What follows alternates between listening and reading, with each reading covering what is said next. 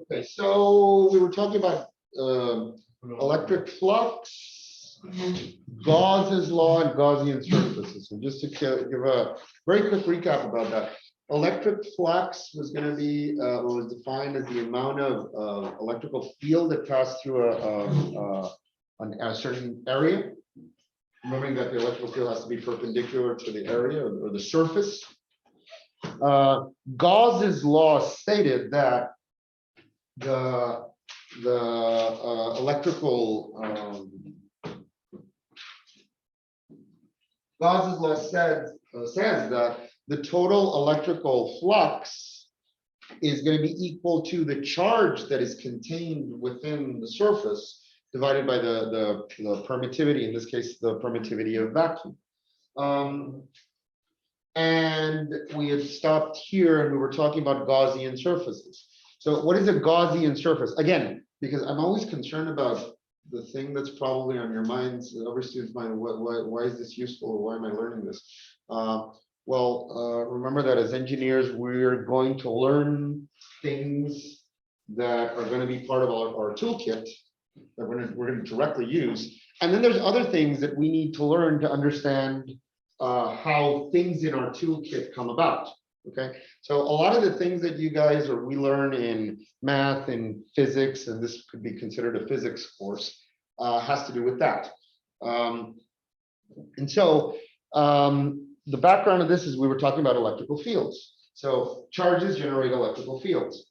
An object that is charged is going to generate an electrical field. Depending on the geometry of the object is how that electrical field is going to be. So if it's a point charge, it's very easy, and I can define the electrical field. But if the object has a different geometry, then the electrical field is different. And we want to have tools to be able to analyze these situations. We already used some of those when we talked about the line, the ring, and the disk. Gauss's law is another way or another tool I can use to analyze those same situations, but it also helps me to analyze situations where I have objects that not only have a certain geometry, but also have a volume, okay?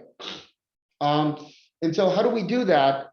What we do is that we define what's called a Gaussian surface. A Gaussian surface is going to be an imaginary surface, an imaginary surface that I'm going to envelop or cover the object that I want to analyze.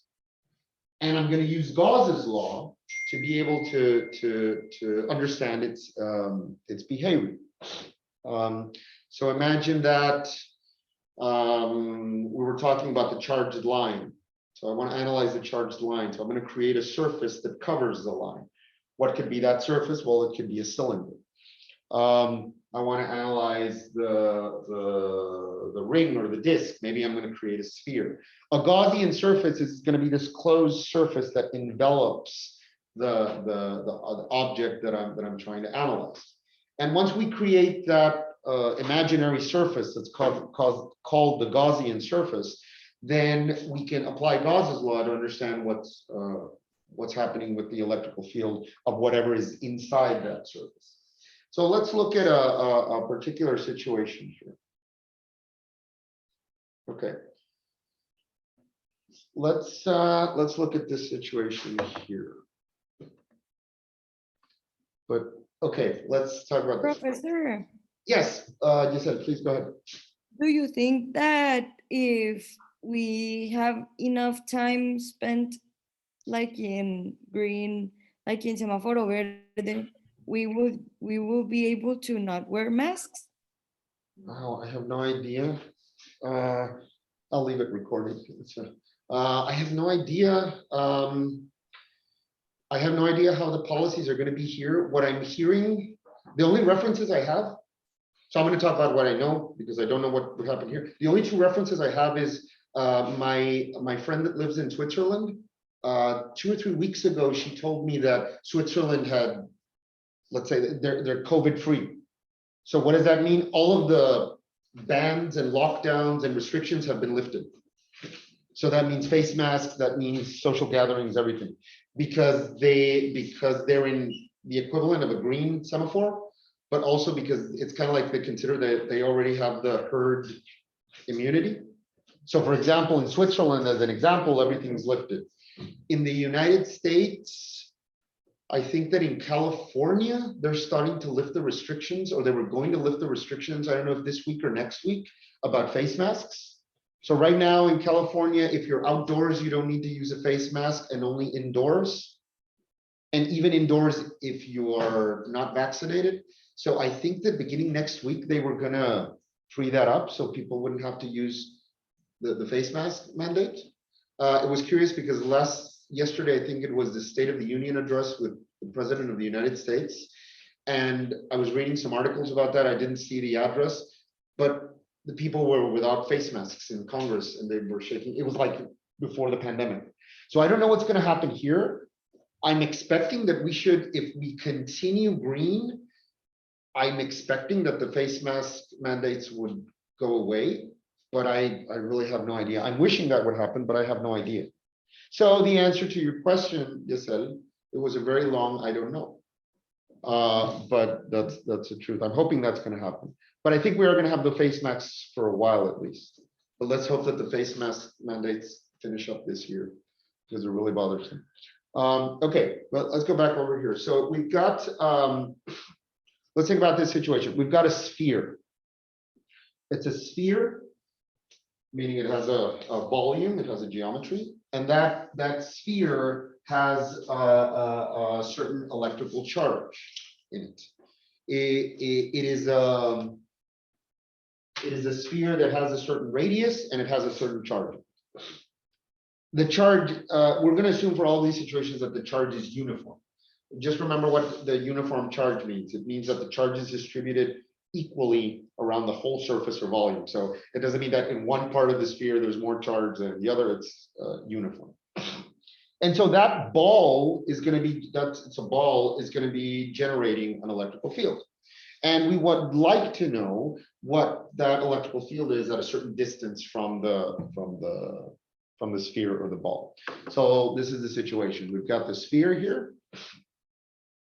And the sphere has a certain radius, and we want to know the electrical field at a certain distance. And there's many ways we can do this, but let's use the tools that we're talking about right now, which is basically Gauss's law to do that. Okay. So first, we've got the ball, and we want to know what the electrical field is at a specific point from the center of the ball outwards. So the ball or the sphere has a certain radius. The ball or the sphere has a certain radius to it. That's the radius R. And we want to know what the electrical field is at a certain distance from the center. And I'm going to call that R. One is R uppercase, the other is R lowercase. Okay. Write that down with a different color.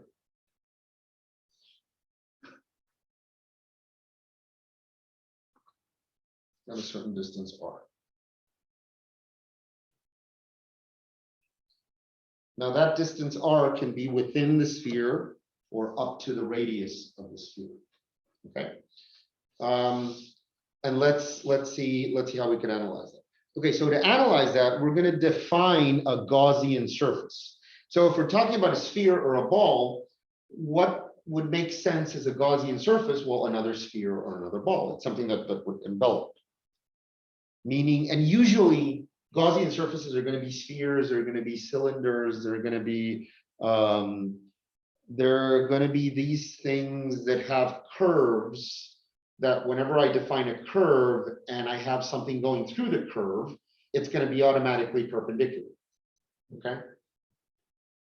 If the Gaussian surface were a square or a rectangle, well, it'd be more complicated because it has edges. It's not the lines of electrical field going out wouldn't be perpendicular. So in this case, the sphere makes sense. So we're going to define a Gaussian surface that's going to be this sphere. That's going to be of radius R, which is where I want to find which is where I want to find the electrical field. And let's analyze this situation. Okay, so first off, let's write down Gauss's law. Okay, I'm gonna write down here in blue. Gauss's law states, one moment.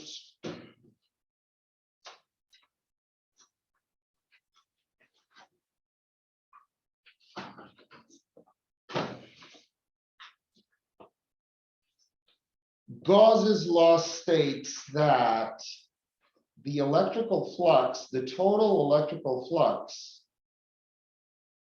is going to be equal to the total charge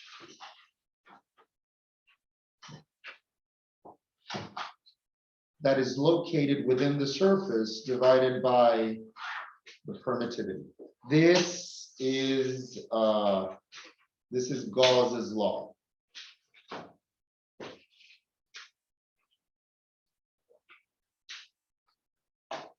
So the electrical flux is going to be the total charge that's enveloped within the surface divided by the permittivity. Okay.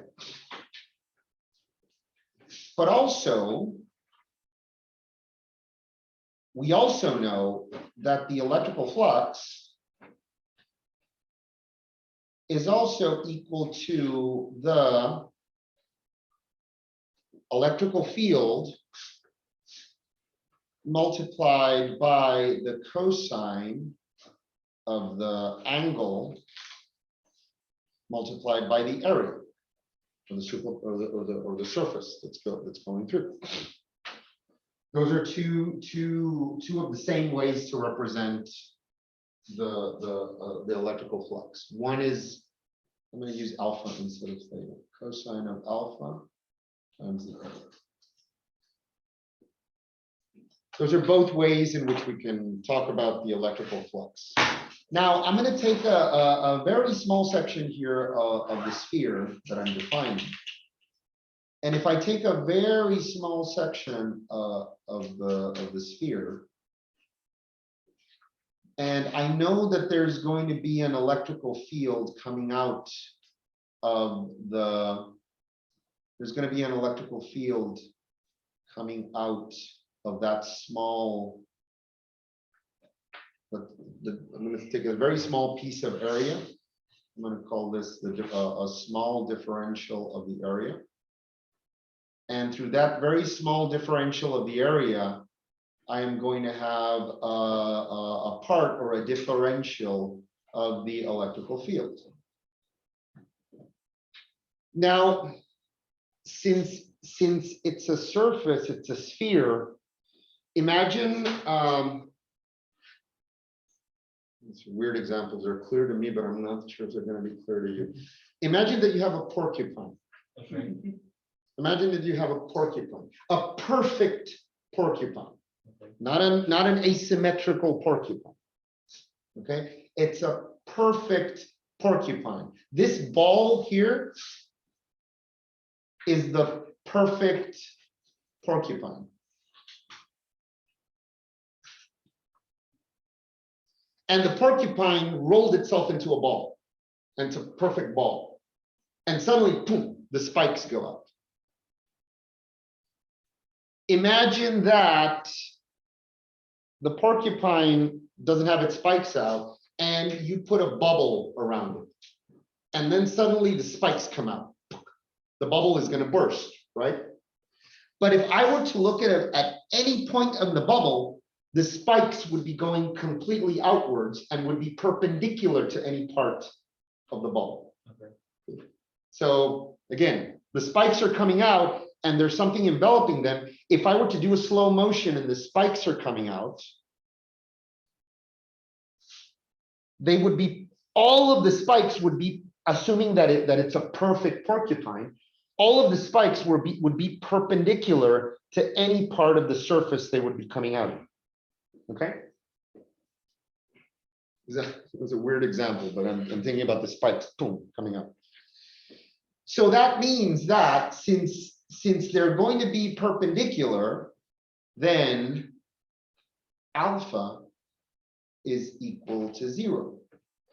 And I know that then the cosine of alpha, if alpha is equal to 0, is 1. And so that would mean that the flux is simply going to be the electrical field multiplied by the surface area. Now, I don't expect you guys to necessarily, yes, go ahead. That formula is always or in this occasion. Oh, that's a good question, Andrea. Okay, so the base formula is the one that mathematical expression is this one. The flux is going to be the electrical field multiplied by the cosine of the angle because it's perpendicular times the area. That is going to change depending on the situation. Oh. So right now we're talking about a sphere. That was going to be the next thing I was going to comment. I don't expect you guys to know this by memory, but what is the superficial area of a sphere? I don't, if any of you knows this by memory, then I'm going to be impressed. But if not, Google it. What is the superficial area of a sphere? 4 times speed and radius squared. Exactly. You didn't do the technique, Lisa. You should say, I'm not sure if this is correct. I remember from high school that, but I'm not sure if it's 4 pi r squared. Boom. Drop the mic. So well, it's 4 pi, because I don't remember them. I don't remember these by heart. It's 4 pi r squared. So if I have a sphere, the surface of the sphere is given by that. So this would mean that the electrical flux is E times 4 pi r to the square. And I'm just going to order this and say that this is 4 pi E r to the square. And I'm going to leave that there just for a moment.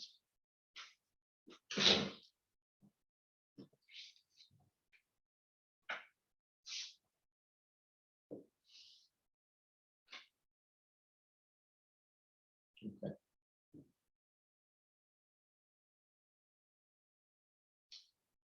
Now I'm going to come back over here now to Gauss's law. I'm going to bring, I'm going to go back here and let me erase the porcupine. Need that. And I'm going to grab this expression here. And I'm going to bring it over here. Professor, what Yes. was the 4 pi r squared, the superficial what? The area, the area of the surface of the sphere. For this particular situation, the flux is going to be equal to the charge, and I'm going to say the charge that is inside the Gaussian surface divided by epsilon 0. Now, the whole sphere has a total charge, but if I'm looking at part of the sphere, there's going to be a certain part of that charge that's enclosed inside that. How can I find that? Well, it's a simple proportion. The total charge with regards to the charge inside of the Gaussian surface is going to be equal to the total volume divided by, or is going to be the same relationship as the volume of the Gaussian surface. The Gaussian surface is this sphere, this blue sphere that's inside here. And so the total charge divided by the charge that's inside is going to be equal to the total volume of, I'm going to ask if somebody remembers what's the formula for the volume of a sphere. You can Google it as well. Professor, I have a question. Yes. What does it mean? Q, what? Inside, this one here, This. it's inside. Oh, okay. Yeah. Sorry about my writing, it's inside. Remember that we're talking about the volume of the sphere is, and I have this one written down here, it's 4/3. Pi RQ. 4/3 of pi multiplied by r to the 3. In this case, the total is going to be the external radius, which is r to the 3. And for the Gaussian surface, it's going to be 4/3 of pi divided by r, which is the radius of the internal sphere, times to the 3. And a bunch of things are going to be eliminated here. 4/3, pi, pi. And so we're going to have that the charge inside is going to be equal to the total charge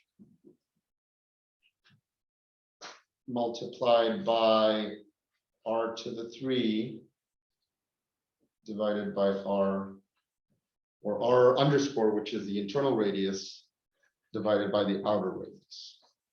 That's going to be the internal charge. And so coming back to this expression that we have, this original expression that we have over here, we're going to have that, I'm going to write the, Professor, yes, go ahead. I have Lisa. a question there. Mhm. The only difference would be the radius in the total. Yes, yes, correct. In the total is the total sphere. So that has a fixed radius, okay? The inside is that we're defining a Gaussian surface saying, so for example, Lisa, Like a small ball. yeah, a small ball that's inside the other one. So saying, for example, you have a sphere that has a radius of 2 meters. Like That in the core. in the core, you have a that has 2 meters. That's the total sphere that has a charge of 3 microcoulombs or whatever. You would like to know what is the electrical field inside that sphere at 2 centimeters. And so you're looking at the whole sphere, but now you're going inside and saying, oh, here is where I want it. And so the total sphere is the whole one. That would be the 2 meters. That would be the R uppercase. And the R undercase would be the one that's inside. Okay. And so now we're going to relate everything. The flux, which is 4 pi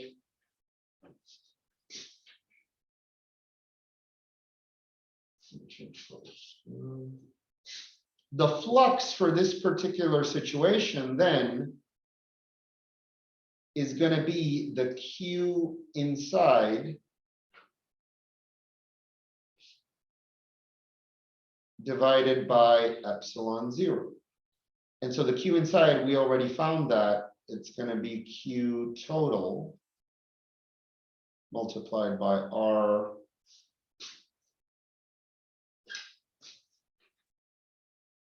to the 3. Professor, Yes, go ahead. but in the formula it says Q total. Oh, no, this one over here, this that I wrote here, just, that's a good observation. This one that I wrote here, this is just the general Gauss's law. It means that the flux is going to be equal to the charge, the total charge that you have inside any sort of surface. Okay, so this is a general Gauss's law. This would apply for the whole sphere. And right now we're looking at this part here. Because it doesn't, that isn't from the center. Exactly. So So it's inside. it's inside. So the one over there is the representation of Gauss law, which means that the charge divided by epsilon. And right now we're looking at the situation here with this Gaussian surface. And so the flux is going to be the Q inside divided by epsilon, which is going to be Q total divided by the ratio of the radiuses. And we actually know that this is equal to what we had up here, which is 4 pi the electrical field times radius squared. we're gonna see some things that are going to be eliminated here. So this is gonna go with this. And in the end, we're gonna get to just taking this part here. Professor, Yes, no, we need to divide that over EO initially. oh, I missed EO, you're right, I've got, I'm missing here, yes, thank you, Esther. Epsilon 0, yeah, we missed that, thank you. Some things are going to be eliminated here, and solving for E, we're going to find that the electrical field then is going to be equal to 1 divided by 4 pi epsilon 0 multiplied by Q total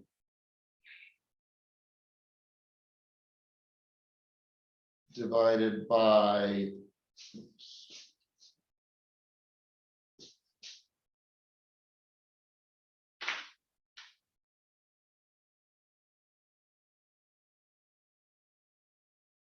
R to the 3 and multiplied by R.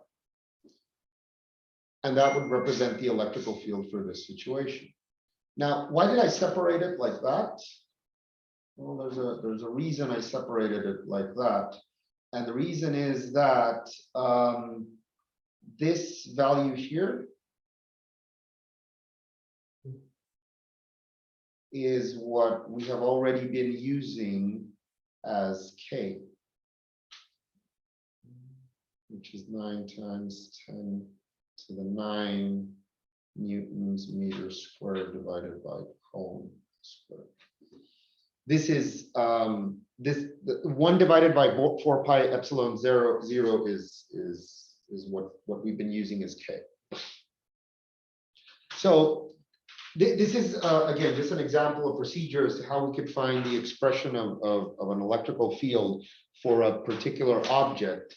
For a particular object, if we want to use Gauss's law as an alternative.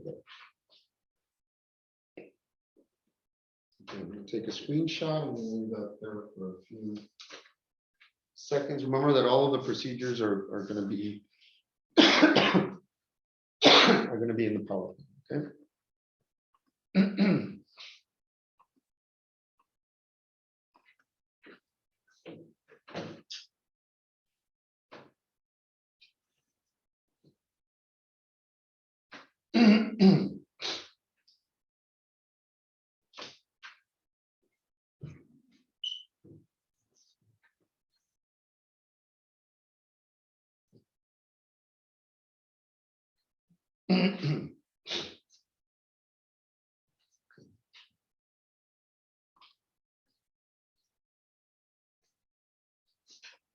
Okay, questions with this one. We're going to do another one that's going to be very similar, but looking at a particular situation here. Professor, I didn't understand what happened on the purple equation on the last part. Okay, so let's go over here. So, okay, first we got this, which is the expression that defines what is the charge inside with regards to the total charge. And we already had this here. Okay. And so using or adapting Gauss's law, we have that the flux is going to be the Q inside divided by epsilon 0.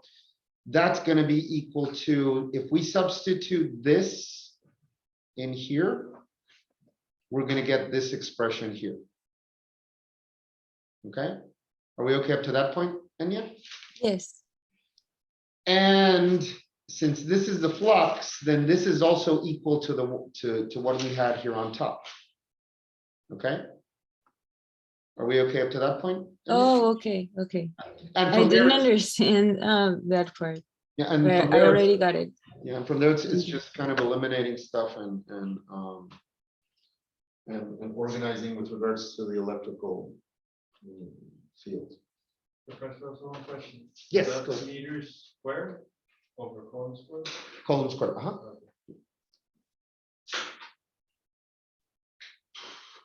Professor, yes. and why did you eliminate the square and the cube? Like you put a red line. And here. Oh, we have an R squared here, R to the 3. And here we have an R to the 2.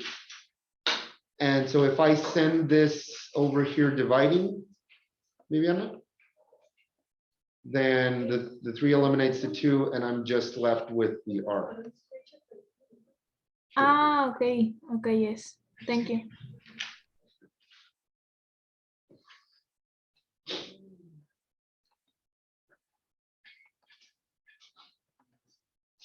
Okay. Here's the screenshot in the chat if you guys need it. I have this sort of parabolic hearing, so again, if I'm talking over here, I'm hearing what people are asking over here. So there's the screenshot. If you guys need it. Okay. Remember that again, all the procedures are complete procedures are in the PowerPoint, and they're also going to be there in the videos. Okay. So I'm going to clear this, and I'm going to jump over to the next one.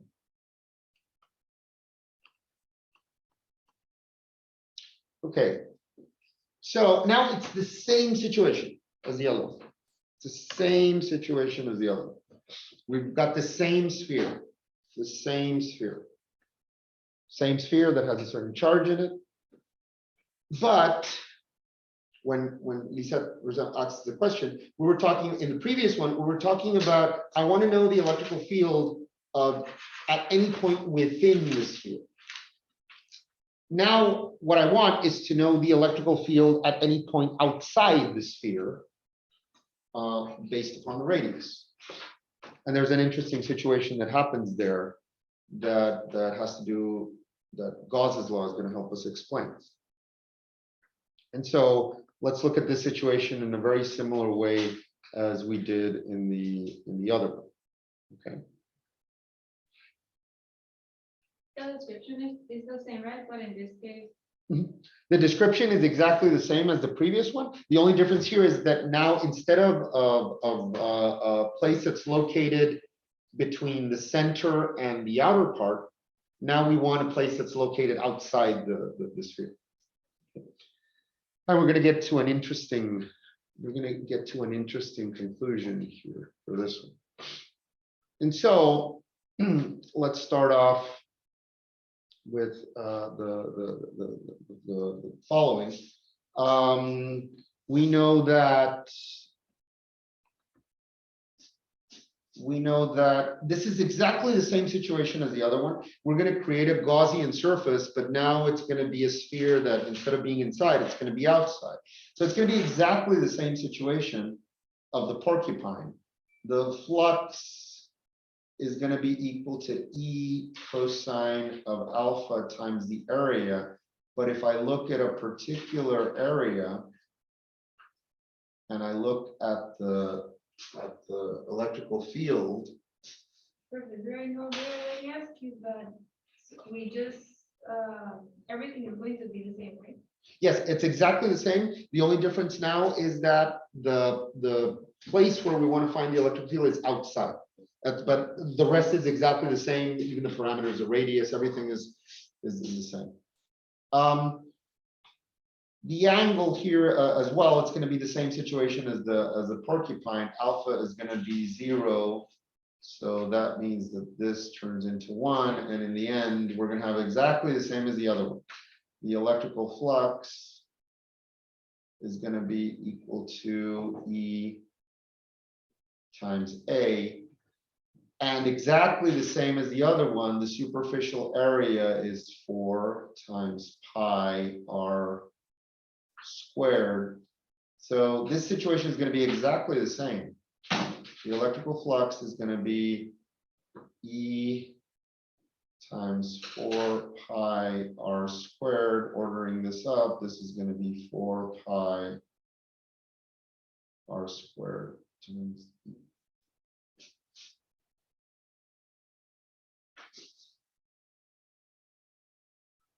that part is going to be exactly the same because it's going to be the same sphere. The electrical field is going to be going outwards. It's going to be exactly the same. But now let's analyze the electrical, the charge. So doing the same analysis as the other one, we have a total charge.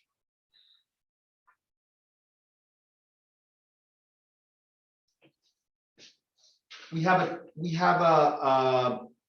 total charge,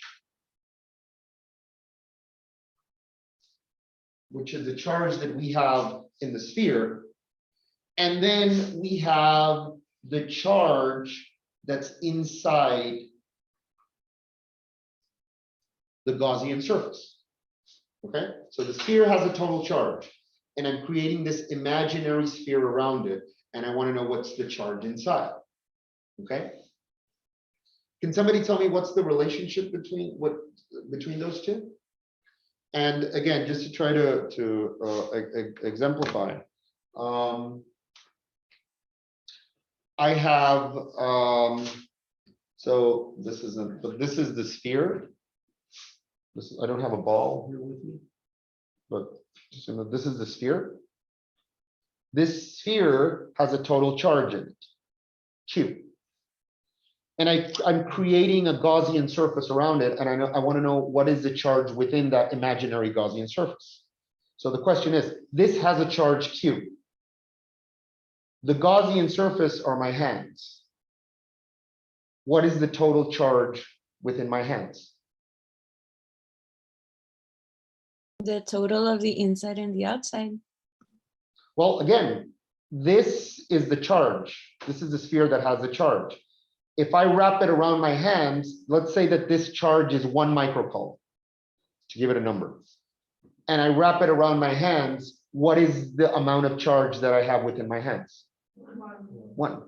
And let's say that my hands are small, and somebody has, you guys are football players, you have larger hands. So you wrap it around larger than my hands. What is going to be the total charge within? 1. Still going to be 1. If I put this inside the classroom and the Gaussian surface is the classroom, what is going to be the charge inside the classroom? It's going to be 1. Is that clear to everybody? The charge, we're talking about the charge that's inside the Gaussian surface. If I wrap the whole surface, if I wrap the object within a surface, the charge is going to be whatever's inside. In the previous situation, it was different because now imagine that the object is the classroom.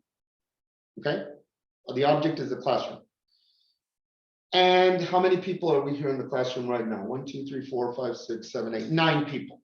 Let's say that each of you is 1 coulomb, 1 microcoulomb, each of us. That means that how much is the charge inside here? 9 microcoulombs, right?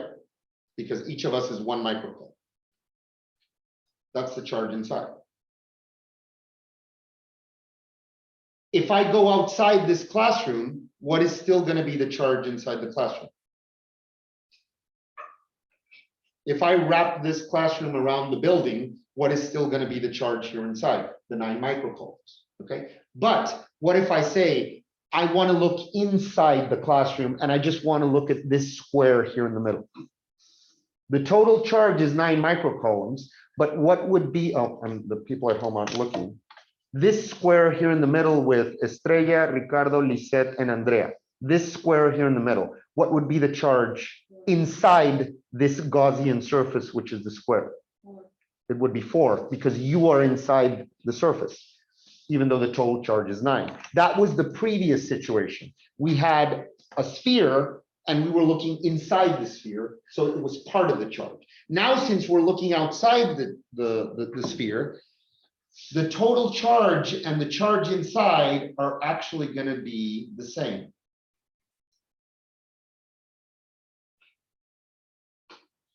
And so this simplifies things a lot, because now the electrical flux, according to Gauss's law, is going to be the charge inside, which is the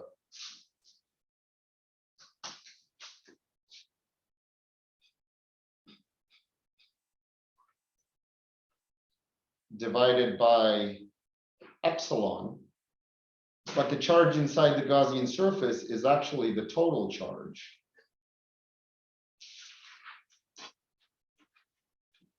And so these two are the same. I'm going to write this down in here. These two are the same.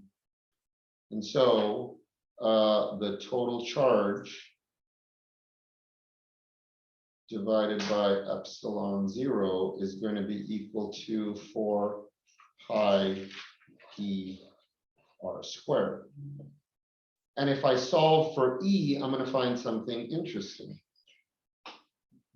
I'm going to find that E is 1 divided by 4 pi r squared multiplied by the, I'm sorry, 4 pi epsilon 0 multiplied by Q total divided by R squared. Now, we just mentioned in the previous example that this is K.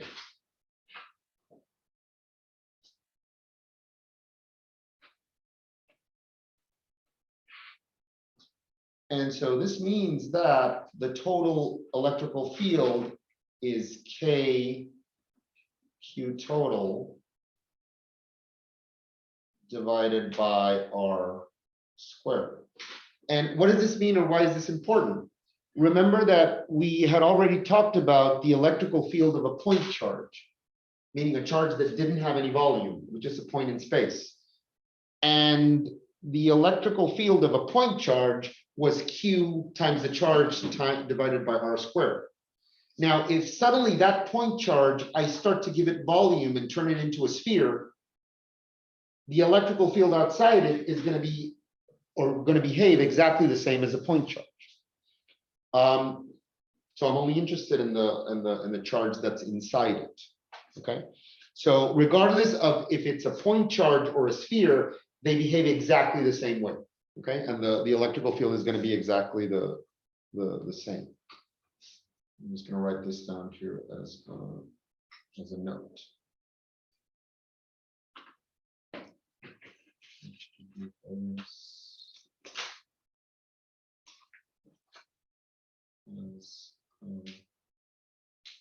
Point charge. Okay, and so we can use this procedure, this tool, to get electrical fields of different objects, and we could actually do like the ones we did before. We could actually do these using this same procedure of the Gaussian surface. Okay. Okay. Questions with this one?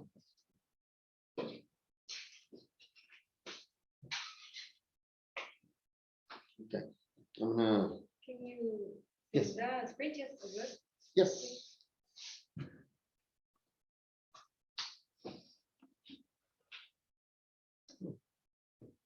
Can we take the screenshots?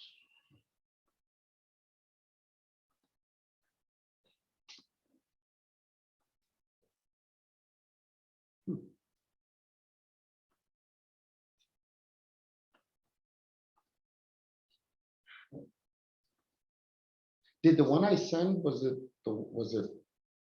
did anybody open it? Was the link? Yes, it was. It was? Okay. So I sometimes send things from other classes. Think about how technology, think about how the way we do things has changed, and sometimes the way we didn't expect it.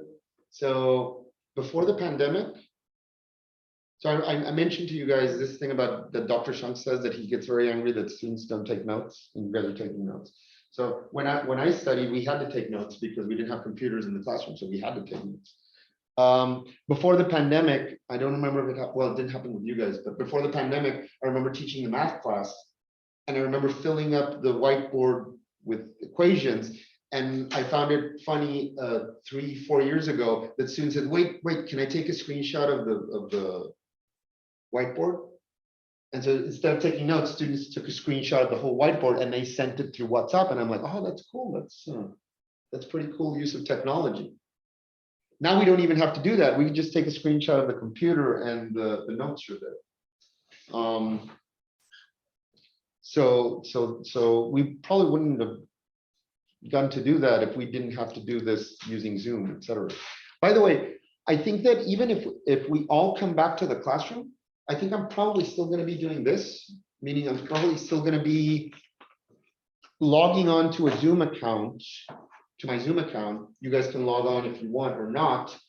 And I'm going to be recording the classroom and taking the notes here in Zoom, because actually for me, it's easier to write here in my board than to write in the whiteboard.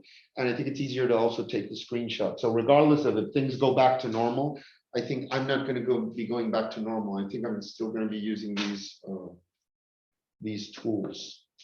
And I spent a lot of money on these things, so I don't want to stop using them after the pandemic. Okay. Okay, I'm gonna move on then. You've got the screenshot there. Okay. Now we're gonna go to the last topic of learning module number 1. And that topic is the topic that has to do with electrical potential. Okay. So you guys have heard of volts, right? Or voltage, right? That's something that I think it would be very odd if none of you have heard the word voltage before. And it's probably a term that you hear and you use very commonly. So voltage is an electrical term that we use frequently. So we have a light bulb or we have an electrical socket, it's 110 volts something, or it's a 24 volt battery. We use the term volts. Now we're going to kind of start to define what volts or voltage means. And it has to do with the concept of electrical potential or potential energy. Does somebody remember from your previous classes, from your dynamics class, does somebody remember what potential energy is and how it is defined? Let's forget a little bit about electricity and magnetism. Let's just talk physics. Does anybody remember what potential energy is and how it is defined? I remember an example where they put like a rock on a mountain. Potential energy is like if the rocky, it has the potential to roll down and has energy. Very good example. And it has to do with how you're relating the words.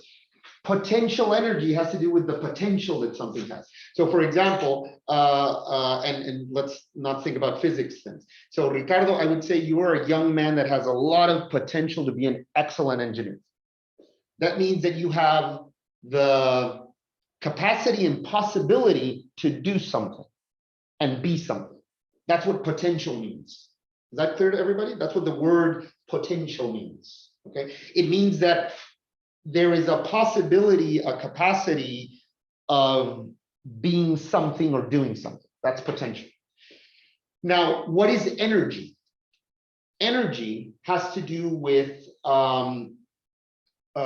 this transformation of movement that can be electrical, it can be mechanical, it can be any type.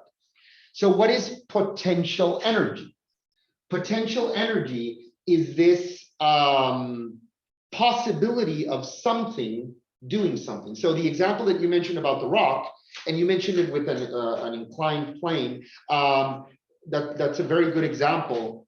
It's a bit of a step further from the basic example. The basic example is, I wanted to be very extreme. I was going to do it with my glasses and see if they didn't break, but I'm going to do it with my cell phone because I really trust this case that I have.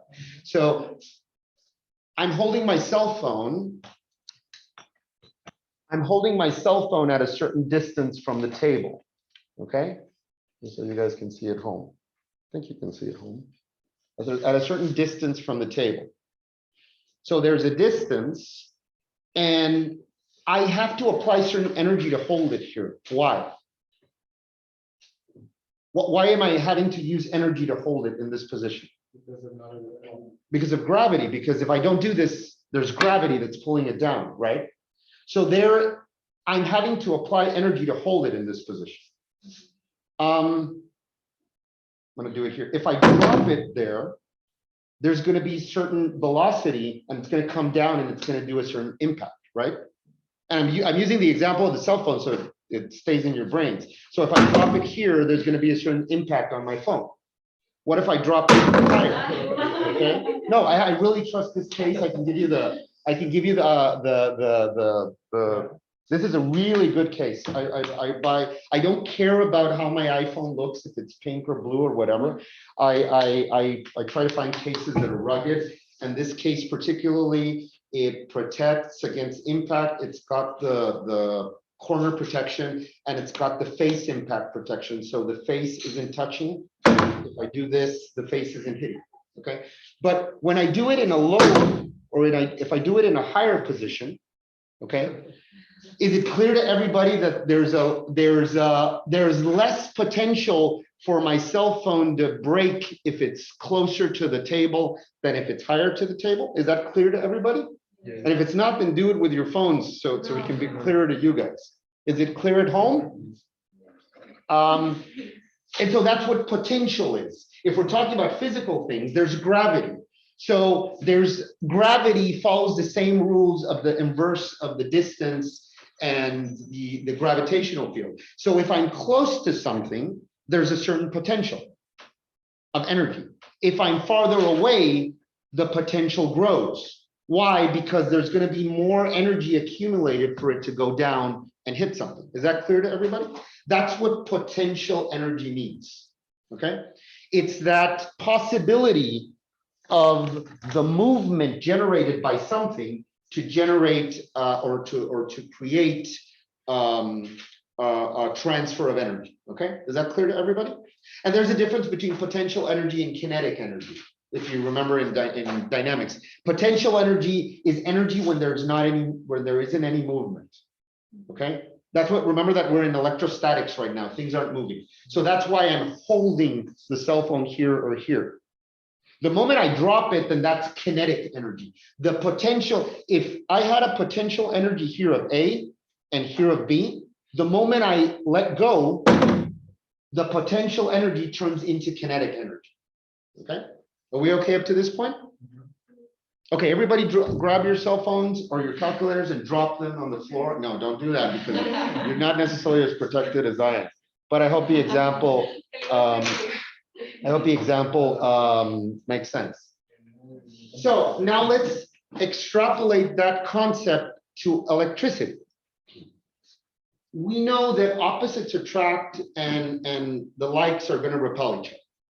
So now imagine that the table is positively charged. It's positively charged, therefore it's generating an electrical field.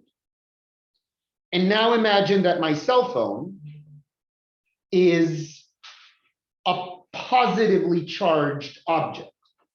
First off, what type of forces are we going to be having there? Are they going to be attraction or repulsion? Repulsion, because both of them are positive.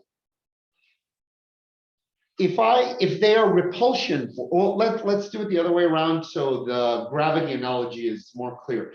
The table has a positive charge and the cell phone has a negative charge. So we can do the same analogy because of gravitation, because gravity is always going to pull, gravity is never going to push. Okay, so the table has a positive charge, the cell phone has a negative charge. Okay, so it's going to be an attraction force, right? Is it going to be easier for me to hold it close to the table or farther from the table? Farther. Farther, because we know, you guys know, obviously, because we've been teaching this, that the electrical field is less the farther away I am, and it's stronger the closer I am.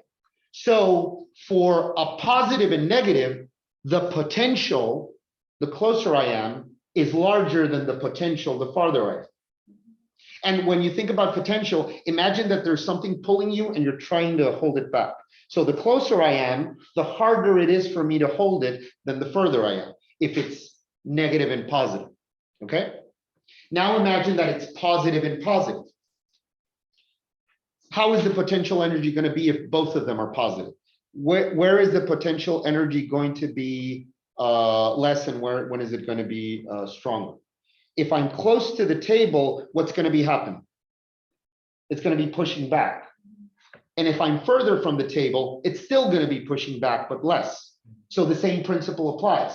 The potential is going to be different depending on where I am, and it's going to depend on the distance. Are we okay up to that point? Okay. So electrical potential is this possibility or capacity of a charge being able to move along an electrical field. Okay. Now, I love the formal definition of electrical potential is really, really funky. And it's really, really, it's kind of like a tongue twister. The formal definition of electrical potential is the energy per unit charge that I need to move a positive charge from infinity to point A against an electrical field. Did you guys memorize that? No. All right. You don't have to memorize that. I'm just saying it because I think the definition is really, really complicated for something that I just tried to explain in a very more simple manner. The definition again is the energy per unit charge required to move a positive charge from infinity to point A against an electrical field. What does that mean? What is that? I'm going to say it again if you want to write it down, but you don't have to memorize it that way. It's being recorded anyway. It's the energy per unit charge. The energy per unit charge required to move a positive charge from infinity. The energy per unit charge required to move a positive charge from infinity to point A, moving against an electrical field. Okay. I love that definition. I memorized that definition because I find it so fun for something that's really, really very simple. Imagine that there's a river. It's this river that has a very strong current going through it. And it's an infinite river that has this very strong current. Okay.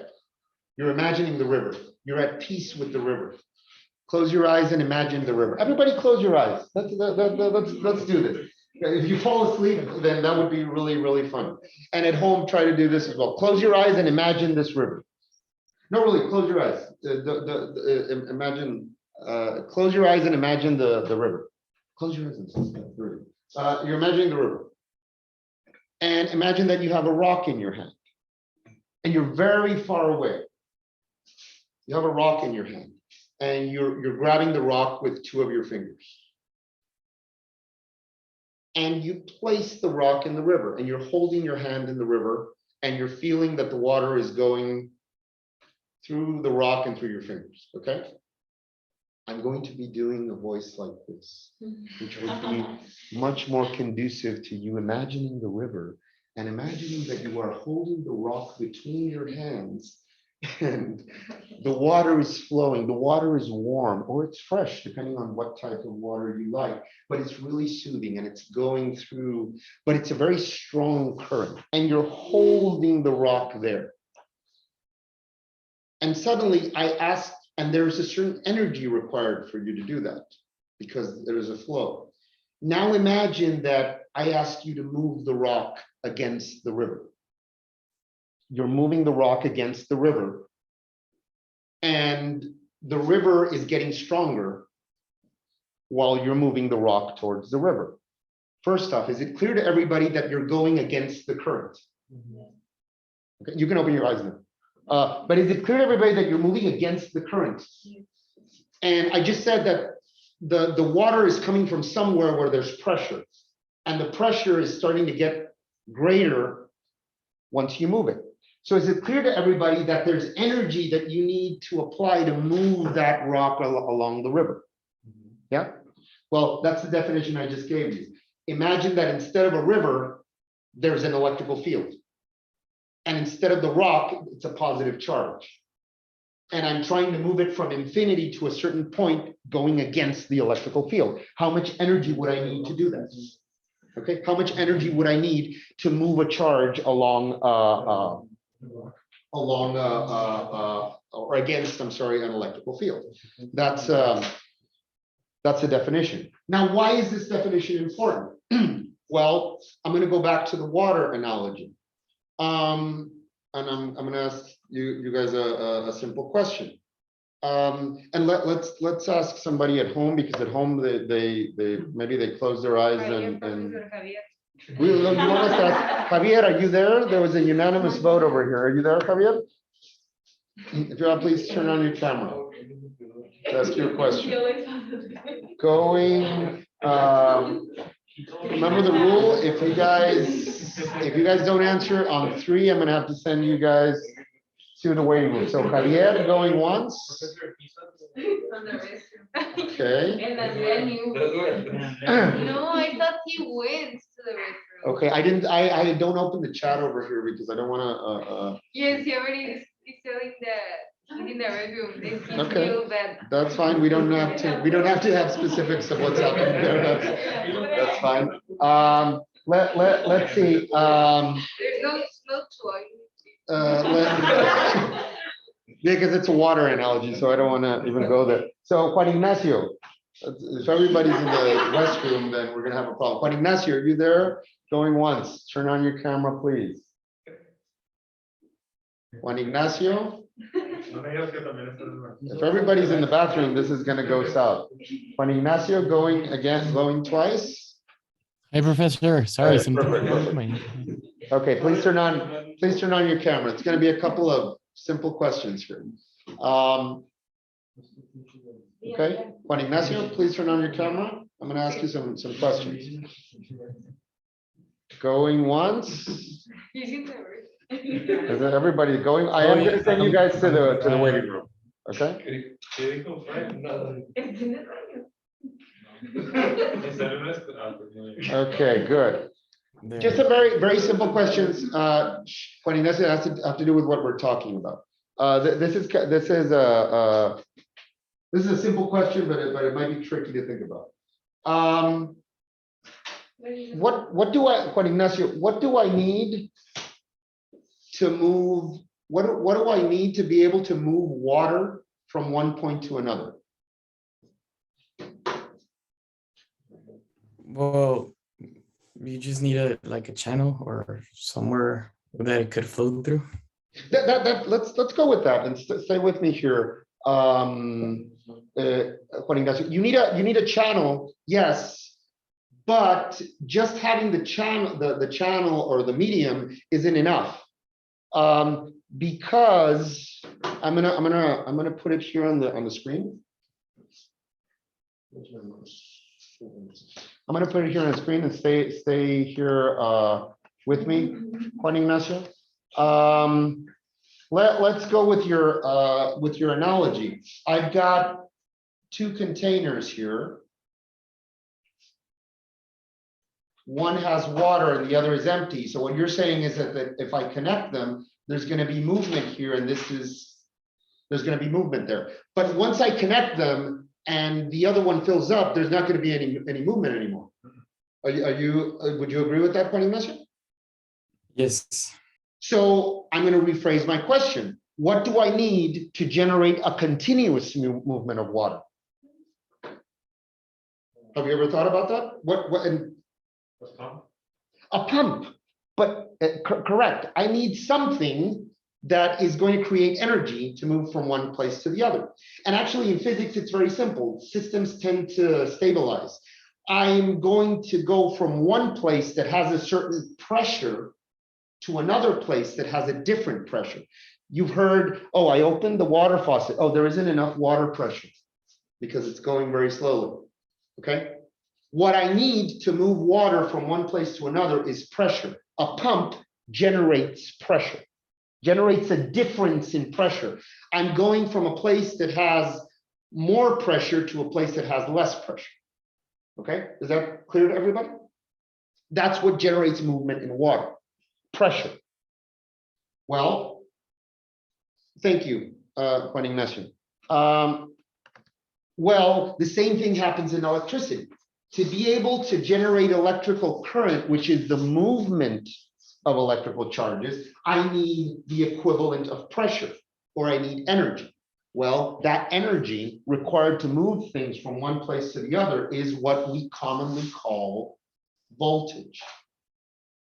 Okay, so when you look at your computers, your cell phones, your wall sockets, it's 120 volts AC. That's a measure of the energy that's being required, or the energy that's being provided to move electrical current from that socket to someplace else that's going to be using it. Okay, and that's why that's the concept of moving the positive electrical charge from infinity to a certain point. How much energy do I need to move electrical charges against an electrical field? And that's what we commonly call volts, or voltage. Okay. When I asked about the pressure, or I asked about moving water, Ricardo automatically said, and very, very correctly, he said a pump. Well, what is a pump in electrical terms? A pump is a battery. So a battery, your car battery, that's the equivalent of a pump. It's something that has potential energy that when I connect it to something else, it helps move that energy. Okay, so from now on, we're going to be making a lot of analogies with water or fluids to make it clear. So voltage would be the analogy to pressure. An electrical charge is the analogy of the fluid. A battery is the analogy of a pump. Okay. And basically what's going to move charge from one place to the other is what we call a potential difference. We're going to be going from one place that has a very high electrical potential to a place that has less potential. The same way water is going to move from a place that has a lot of pressure to a place that has less pressure. Okay. If I turn off the pump, water stops flowing. If I disconnect the battery, current stops flowing. Okay, are we okay up to this point? So that's a concept of electrical potential, or electrical energy. Okay,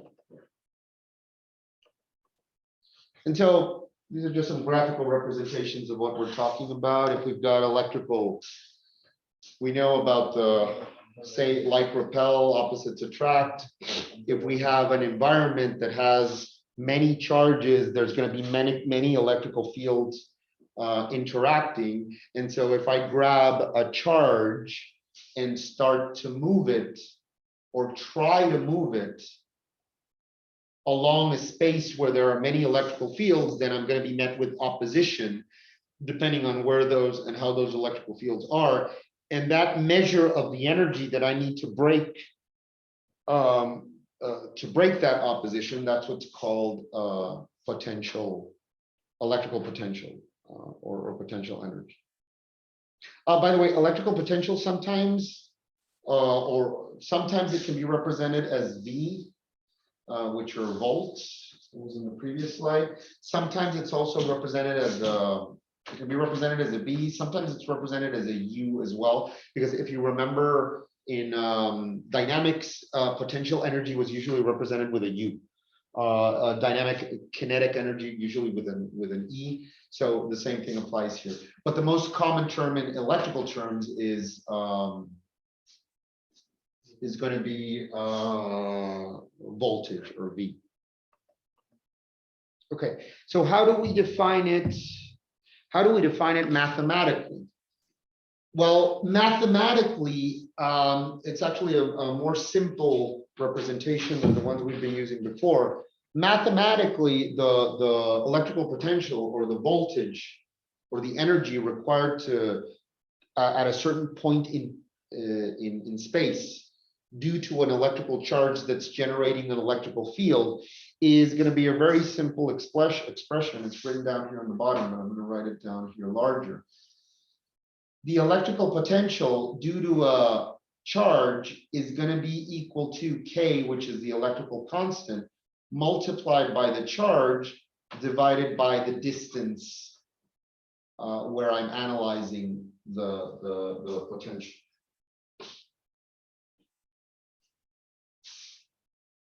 So again, looking at the cell phone example, so if the table is generating an electrical, has an electrical charge, and I want to know what the potential energy would be at a certain distance, the only thing I need is the electrical charge that's being generated and the distance.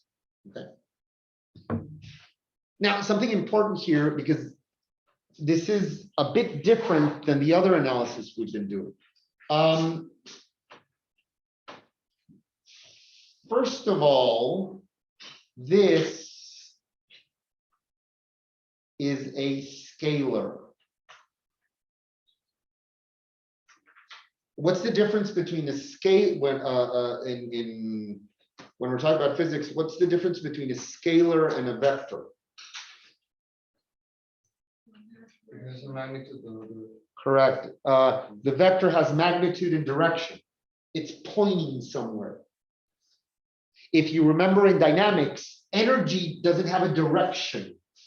Energy is a scalar. It's just a magnitude that represents something. The same thing applies here. So the electrical force, electrical fields, those are vectorial. They have a direction and a magnitude. Electrical potential or voltage doesn't have it's not going to have a direction. It's just going to have a magnitude. It's going to be scalar. The other thing that's going to be important to remember here is that once we do calculations, we are going to incorporate the sign of the charge.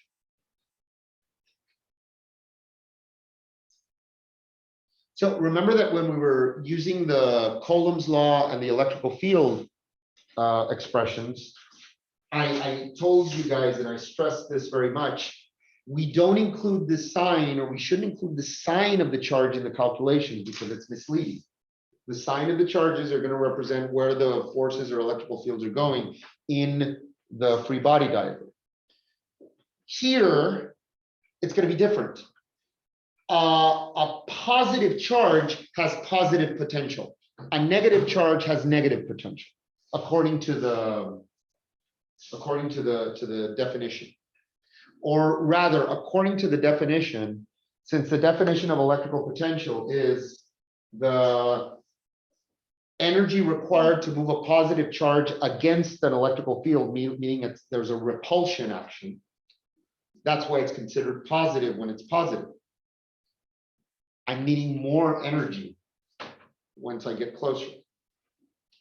But if it's a negative charge, when I get closer, it's helping me because it's pulling me. That's why in the negative charge, I'm subtracting energy instead of adding energy. And so that's going to be important for these calculations. We're not going to be having to do free body diagrams because it's not vectorial, but we are going to have to consider the signs in the calculations. Okay.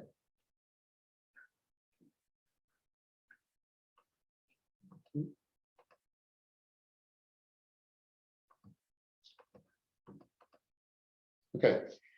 And so, according to what I just said, if I have many charges or an object that has a certain geometry, and I want to calculate the potential at a certain point in space, the total potential, since this is a scalar, is going to be literally the algebraic sum of the various potentials. It's not, again, it's not going to be like the others where I needed to calculate vectors in X or in Y. It's simply going to be the sum of the magnitude. And it's going to be the algebraic sum of the magnitude, where positive charges have positive potential, negative charges have negative potential. So the positive charges are going to add up, the negative charges are going to subtract.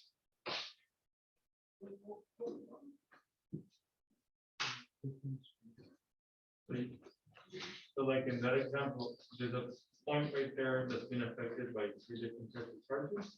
Yeah, so the logic here, let's go with that a little bit. Let's imagine a specific situation here. Ricardo, let's say that we've got 3 charges in space. Okay. And I'm gonna say that, I'm gonna say that this charge is positive. I'm gonna say that this charge here is negative.